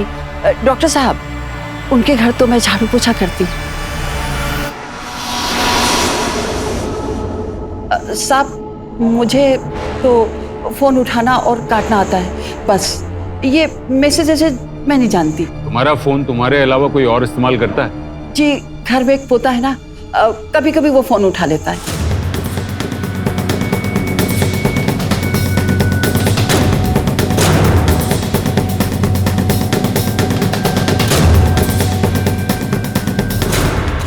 पकड़ो! पकड़ो! कहाँ गया? पकड़ो! ये कहाँ भाग गया? हर बार घपला करता है। एक तो पुराना कनेक्शन खराब करता है और उसी को ठीक करवाने का दुगना पैसा लेता है। छोड़ेंगे नहीं उसको। चलो चलो चलो चलो। अरे साहब, दादी को कुछ याद थोड़ी रहता है, वो तो कुछ भी बड़बड़ाती रहती है। अरे गुप्ता, ये किसको लेके आए? ये बेचारा तो मासूम है। क्या कर रहा था? थाने में बैठ के होशियारी। फोन में क्या कर रहा था? Video delete.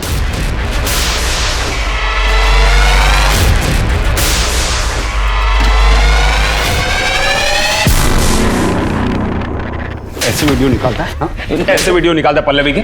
और राजीव को पता चल गया इसलिए तूने उसको मार डाला? नहीं सर, मैं तो सिर्फ मजे के लिए वीडियो बनाता था। नहीं सर, गलती हो गई सर। लेकिन मैंने किसी को मारा नहीं है सर। उनके ऑलरेडी बहुत सारे दुश्मन थे सर, किसी ने मार दिया होगा उनको। तुझे कैसे पता उसके बहुत सारे दुश्मन थे? उनके क्लिनिक के पास कुछ खबर फैली हुई थी सर कि डॉक्टर साहब उल्टी सीधी दवाई देकर लोगों को बीमार करता है और उनको दिल्ली भिजवाकर उनकी जान निकालवा लेता है सर। सर, अफवाह तो थी, इसलिए तो डॉक्टर के पास पेशेंट्स कम आते थे। अफवाह थी, हकीकत ये तो हम पता लगा ही ली। पर राजीव का इन सब से कोई लेना देना नहीं था। नहीं सर, डॉक्टर राजीव तो बहुत अच्छे इंसान थे। डॉक्टर अनिल के वजह से उनकी अफवाह उड़ी। डॉक्टर अनिल? हाँ पल्लवी, बोलो। सर, मेरी माँ पर किसी ने अटैक किया है। क्या? वो बेहोश है, मैं उनको हॉस्पिटल लेकर जा रही हूँ। हम अभी पहुंचते। आपने देखा उन पर हमला किसने किया? नहीं सर, मैं घर पे ही नहीं थी। जब लौटी तो देखा कि माँ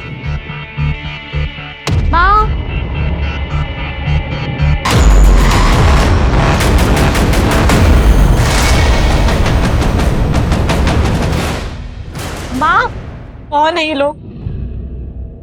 पहले मेरे डैडी को मार दिया, अब मेरी माँ के भी पीछे पड़ गए। आपको क्या लगता है किसने किया होगा आपकी माँ के साथ? और कौन? दीपक नहीं किया होगा ये सब।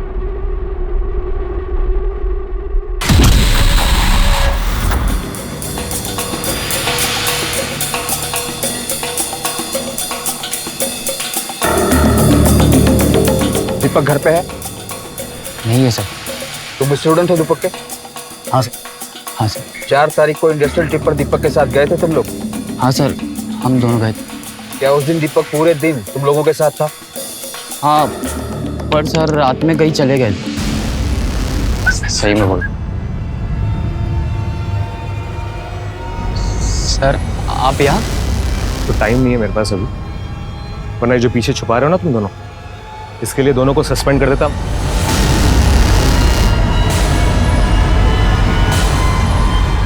रिवॉल्वर परफ्यूम था उनके हाथ में। बॉटल से लग रहा था कि वो लेडीज परफ्यूम है। पता नहीं सर किससे मिलने गए थे। पहला ऑर्डर तो 2 दिन में ही बिक गया। मार्केट में बहुत डिमांड है आपके इको फ्रेंडली बैग्स की। थैंक यू सो मच पवन जी, आप मुझे बहुत ज्यादा हेल्प कर रहे हैं।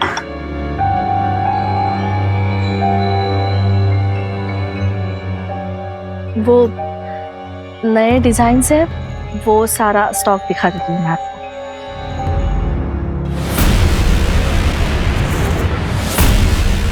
रोनी, रोनी क्या कर रहा है तू? छोड़ दे रोनी, कल हो गया क्या तू? सर, परफ्यूम और फुटबॉल लेकर राजीव किसी को मारने क्यों जाएगा? लगता तो ऐसा ही है कि दीपक का किसी के साथ अफेयर चल रहा था और इसीलिए वो पल्लवी के साथ डिवोर्स लेना चाहता था। तो फिर राजीव के मेट के मोबाइल से वो धमकी भरे मैसेजेस, जानवर की चमड़ी, इतनी कितनी चीजों में फंसा था ये राजीव। गुप्ता, इन्हीं में से एक कड़ी हमें राजीव के खूनी तक ले जाएगी। क्या? अरे मुझे मिलना है। अजीब है आप लोग, किसी ने अफवाह फैला दी और आप लोग मुझ पे इल्जाम लगा रहे हैं। आप पर किडनी ट्रांसप्लांट का इल्जाम है। हाँ, मुझे राजीव ने बताया था कोई उसकी इमेज खराब करना चाहता है, उसको बदनाम करना चाहता है। राजीव को तो सुदेश पर डाउट था। सुदेश? राजीव की गाड़ी से सुदेश का एक्सीडेंट हुआ था, जिसके बाद उसको सेक्सुअल प्रॉब्लम हो गई थी। उसकी शादी भी टूट गई थी। राजीव को लगता था कि सुदेश ही अफवाह उड़ा रहा है उसे बदनाम करने के लिए।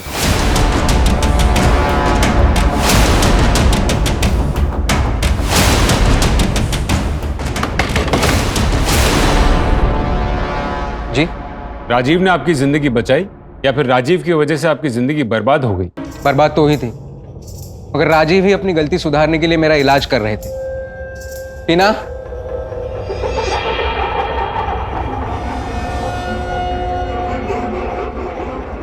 इसके साथ मेरी अगले महीने सगाई है। ये खुश है मुझसे। साहब, आप मेरा यकीन कीजिए, ना तो मेरे पास राजीव को मारने के लिए कोई वजह थी, ना ही मैंने उन्हें मारा है। हेलो सर, दीपक के घर से हमें एक हथियार मिला है।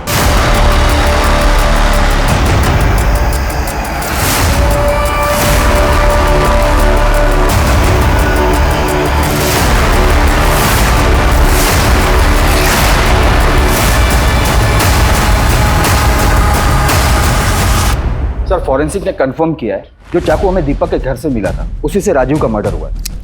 दीपक ही राजीव का खूनी है। इंडस्ट्रियल टिप से फरार होना, ये सारी कड़ियां जुड़ गई हैं। दीपक की फोन लोकेशन ट्रेस की? सर, उसकी फोन लोकेशन तो ट्रेस नहीं हो पा रही है, लेकिन उसके कॉल लिस्ट में किसी संतोष का नंबर है। डेली बात करता था। ये एड्रेस निकालो संतोष का। सर। जी सर।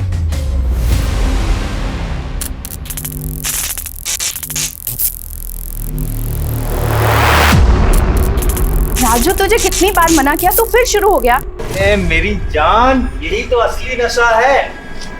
मैं 200 नहीं लेता, मैं 500 लेता, 1000 भी नहीं लेता और ना कभी लूंगा। मुझे तो पावर पसंद है, और असली पावर मुझे तुझसे मिलती है।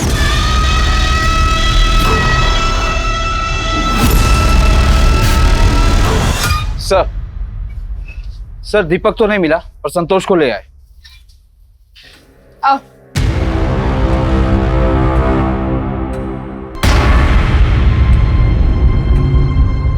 दीपक को कैसे जानती हैं आप? एक दोस्त की पार्टी में मिला था, तब से जानती हूँ। दीपक पर अपने ही ससुर को मारने का इल्जाम, और उसके कॉल रिकॉर्ड्स देखकर हमें यह पता चला कि वो तुमसे बहुत करीब।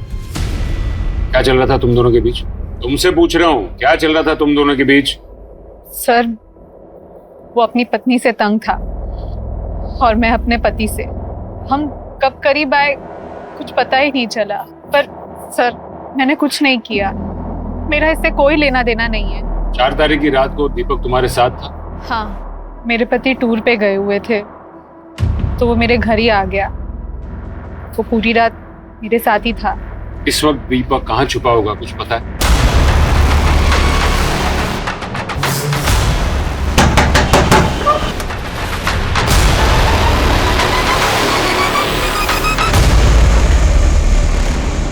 बहुत छुपन छुपाई खेल।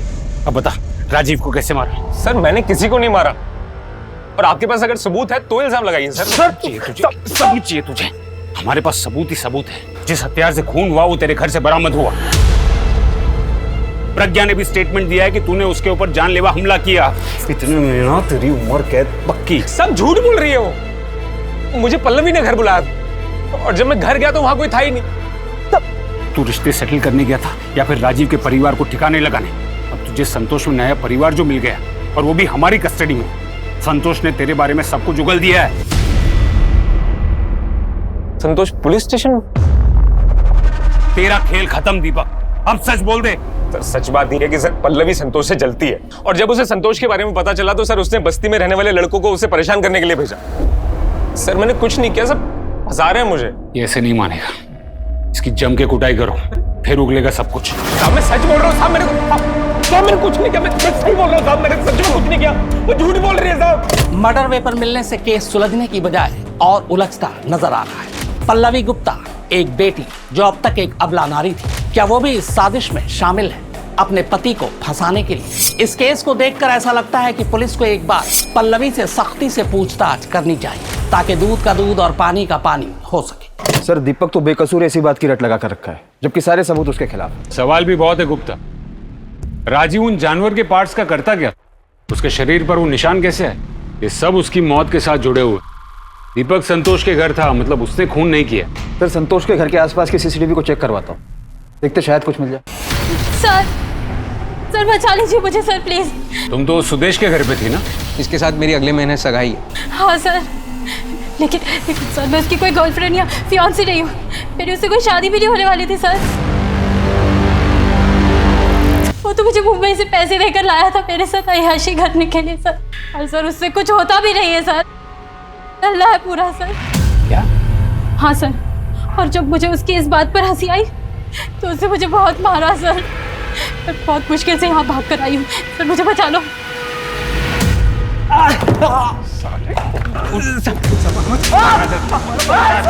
पुलिस से सच बोलना साले।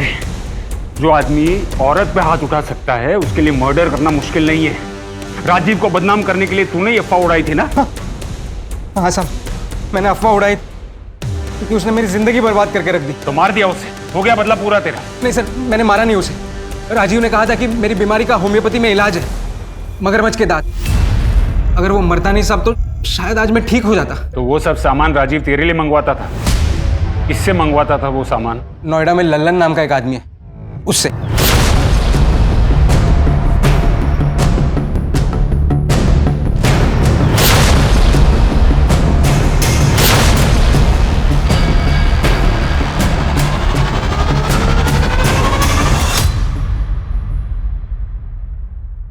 रॉनी, आज के बाद तुम्हें किसी भी चीज की जरूरत हो तो तुम सीधे आके मुझे बोलो। सर आपको तो पता ही है लीगल काम से पैसा कहाँ बनता है, इसीलिए तो इनलीगल करना पड़ता है सर।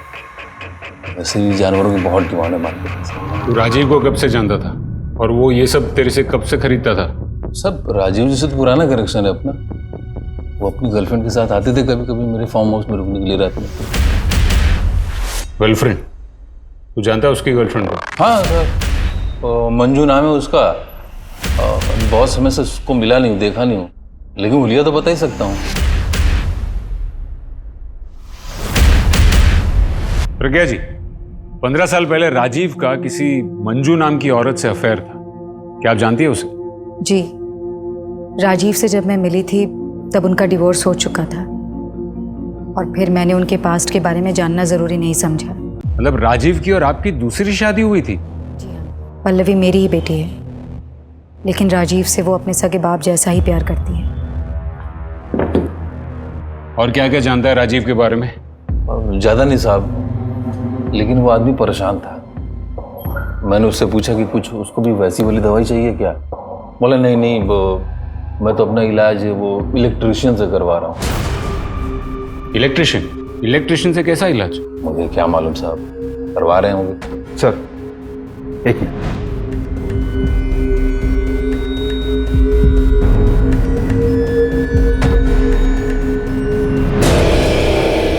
डॉक्टर राजीव के फोन में किसी राजू इलेक्ट्रिशियन का फोन आया था 3-4 बार। ट्रैक करो ये राजू को और नोएडा पुलिस में कांटेक्ट करो, पता करो कि मंजू के बारे में कोई इंफॉर्मेशन मिलती है या नहीं। राइट। हर इंसान की जिंदगी में राज होते हैं, किसी की जिंदगी में कुछ कम तो किसी की जिंदगी में ज्यादा। और ये राज होते ही ऐसे हैं जो जब तक अंधेरे की गहराई में छिपे रहें तब तक सब कुछ ठीक है, लेकिन अगर किसी को इसकी भनक लग जाए तो ये लावे की तरह फट पड़ता है और फिर कई जिंदगियां इस राज में राख की तरह खाक हो जाती हैं। और ऐसे ही एक राज का लावा डॉक्टर की मौत से फट गया, जिसने उसकी जिंदगी की ऐसी परतें खोल दी जिन्हें समेट पाना पुलिस के लिए एक बहुत बड़ी चुनौती बन गया। कई लोगों से ढूंढ रहे हैं मैडम, ये घर है उसका। नॉक करो।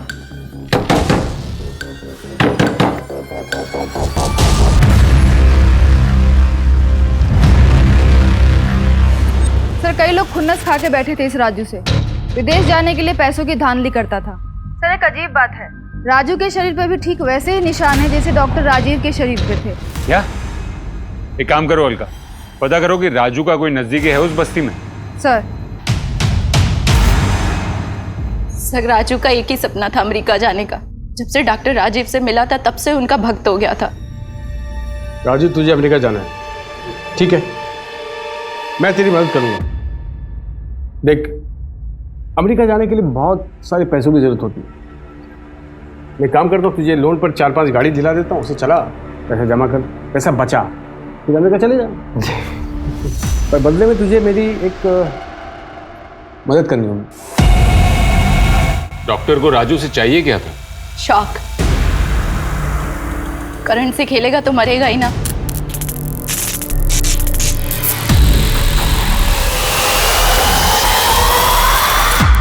डॉक्टर राजीव का मानना था कि ऐसे बिजली के झटकों से बदन चुस्त तंदुरुस्त रहता है। मतलब डॉक्टर राजीव के शरीर पर जो निशान थे वो इलेक्ट्रिसिटी के थे? सर राजीव अपने क्लिनिक में भी यही कर रहा था, कपड़े उतार के, जब मंजूषा ने उसे देखा था। सर क्या है? मेरे राजू को भी उसने आदत लगा दी थी। डॉक्टर राजीव के मरने के बाद उसका अमेरिका जाने का सपना टूट गया था, इसीलिए वो टेंशन में खुद को दिन में 3-4 बार झटके देता था।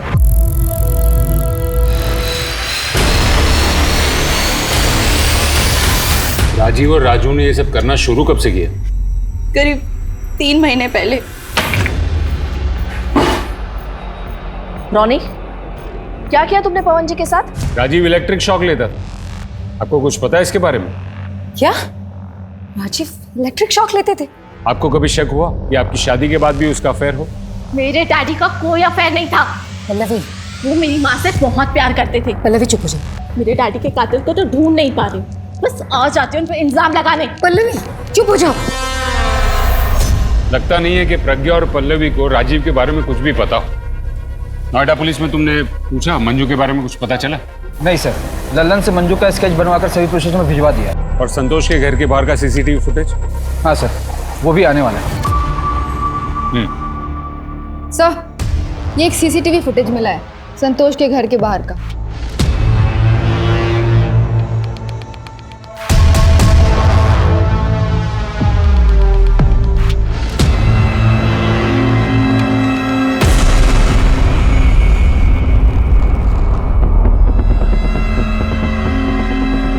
सर मैं सच कह रहा हूं, मैंने कुछ नहीं किया।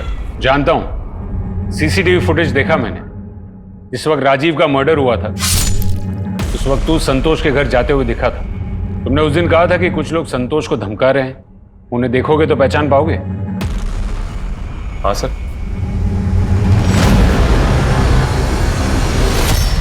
हाँ सर, इनको तो मैं अच्छे से जानता हूं।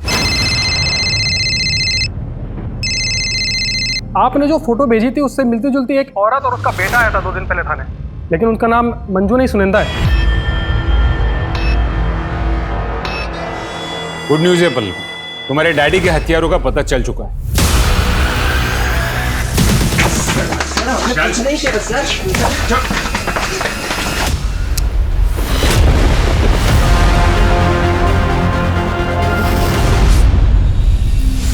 उसने अपना जुर्म भी कबूल कर लिया। पर क्यों मारा उन्होंने मेरे डैडी को? सर मैं आपको सब बताती हूँ, लेकिन मेरा राजीव के मर्डर में कोई हाथ नहीं है। शादी के बाद मुझे पता चला कि राजीव कितना साइको है। वो बहुत पॉसेसिव था। वो रात को मुझे बिस्तर से बांधता था। राजीव के साथ रहने में मुझे घुटन सी होती थी, लेकिन अगर डिवोर्स की बात करती तो शायद वो अपने आप को और हमें भी मार डालता। इसलिए मैं अपने बेटे को लेके वहां से भाग गई। मेरे बेटे रॉनी को अभी भी ऐसे लगता है कि उसके पापा आएंगे। तो इसीलिए आपने अपना नाम मंजू से सुनंदा रख लिया, ताकि राजीव आपको ढूंढ ना पाए।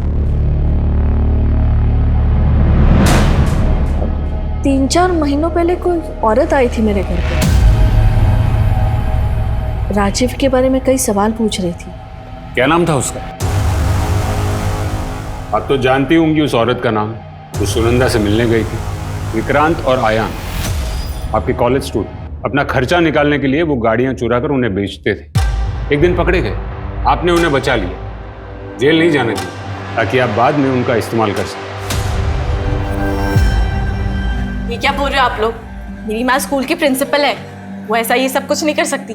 आपकी माँ को आपके पति दीपक के अफेयर के बारे में पता था, और इसीलिए उन्होंने विक्रांत और आयान से कहकर संतोष को धमकी दिलवाई। शर्म लाना चाहते तेरी आंखों में। और उसकी गाड़ी लेकर चले गए, और वो वही गाड़ी थी जो आपके डैडी के खून में इस्तेमाल हुई।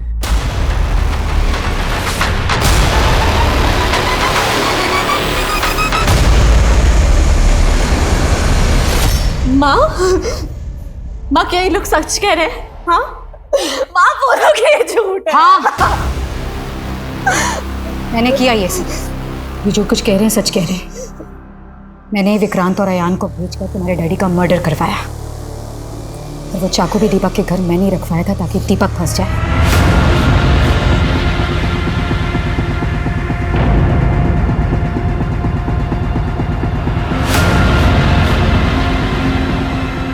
क्योंकि ऐसे मर्द यही डिजर्व करते हैं। दीपक पल्लवी को चीट कर रहा था और राजीव ने मेरा जीना हराम कर रखा। मुझे लगा था कि वक्त के साथ सब कुछ ठीक हो जाएगा, लेकिन नहीं। मैंने डिसाइड किया कि मैं राजीव के पास्ट के बारे में जानना चाहूंगी। अब जब कुछ फाइल्स खंगाली तो मुझे मंजू के बारे में पता चला। मंजू से मुलाकात करने के बाद मुझे यह रियलाइज हुआ कि राजीव कभी नहीं बदलने वाला। उससे पीछा छुड़ाना आसान नहीं था। मैं उससे दूर रहने लगी तो वो और पॉसेसिव हो गया। हर वक्त मुझे इम्प्रेस करने की कोशिश करता, कभी पार्लर ले जाता तो कभी मूवी देखने। लेकिन मैंने अपना मन बना लिया था। राजीव हम लोगों को मनाली इसलिए ले जाने वाला था क्योंकि उसे ये लगा कि दिन भर अगर हम लोग के साथ रहेगा तो मैं मान जाऊंगी। मैंने तभी डिसाइड कर लिया मुझे राजीव के साथ क्या करना है। नहीं, आज ही ठिकाने लगाना होगा उन्हें। कुछ भी करके उनका पीछा करो और मौका मिलते ही ठिकाने लगाओ। अरे वाह, हो गई सारी पैकिंग। पापा भी आ ही रहे हैं। सिर्फ 2 रास्ते थे मेरे पास, या खुद को मार लूं या राजीव को मार दूं। रास्ते तो कई होते हैं प्रज्ञा जी, पर हम उन्हीं रास्तों पर चलना पसंद करते हैं जो आसान होते हैं। और ऐसा ही एक आसान रास्ता आपको जेल की सलाखों के पीछे ले जाएगा।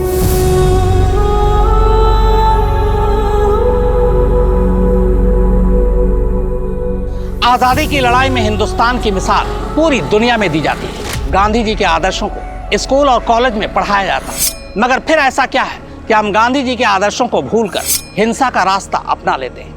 अपराधी चाहे कितना भी शातिर हो, एक न एक दिन वो पकड़ा जरूर जाता है। एक बड़े कॉलेज की प्रिंसिपल होने के बावजूद प्रज्ञा सैनी ने कानून का दरवाजा नहीं खटखटाया, बल्कि जिस साजिश के तहत उसने अपने पति को मरवाया, अगर उसी प्लानिंग के तहत वो पुलिस के पास जाती तो शायद इस केस का अंजाम कुछ और होता।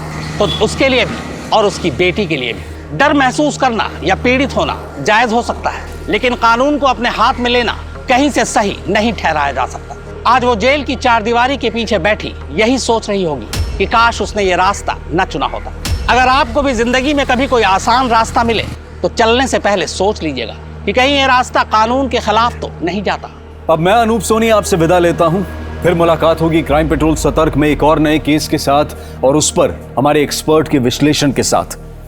जय हिंद। इस तरह के और भी एपिसोड देखने के लिए हमारे चैनल को सब्सक्राइब करें और बेल आइकन दबाना ना भूलें।